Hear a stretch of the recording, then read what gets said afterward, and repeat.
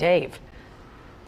That's right, Tara, and I had a chance to speak with that homeowner this evening. He says he's lived in that house for the past 20 years and 8 years ago decided to buy a gun. Now he's taken some lessons on how to handle that firearm, and today those lessons were put into action.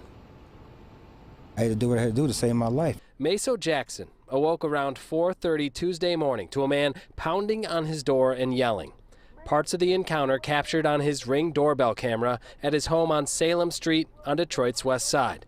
Talking about somebody owe him some money or something. I say, ain't nobody owe you no money. I don't know what you talking about. Jackson says he tried to reason with the man from inside his house. He wouldn't leave, so I dialed 911. While he waited for police, he said things escalated from there. He went around the window back there and bust that window out. Fearing the destruction wouldn't stop, Jackson then armed himself. Came outside and said, "Man, you gotta leave. You can't be doing this. You can't be doing this. So you gotta leave."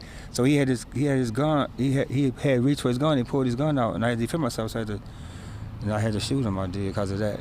Firing 4 shots, they hit the man in the chest, killing him. It was me or him at that point. I didn't want to hurt nobody, but he just wouldn't quit.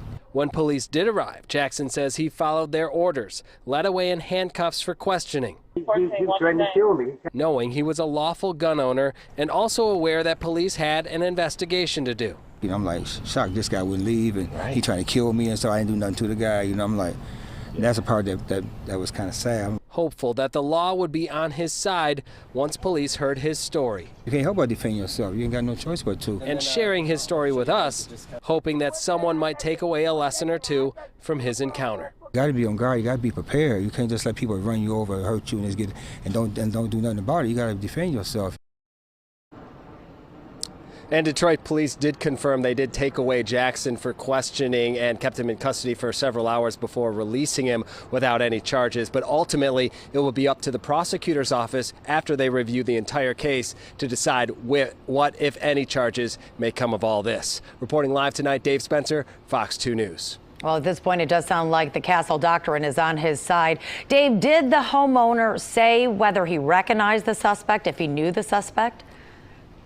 Yeah, I did have a chance to ask him that question. He says he did recognize him. He didn't know him. He said he'd seen him in the neighborhood before, was familiar with him, but had no relationship with him. It was obviously unclear from the pounding and the yelling that was going on what exactly this person was after. Obviously, he did what he needed to do, in his opinion, to defend himself. We'll see what the prosecutor has to say. Dave, thank you.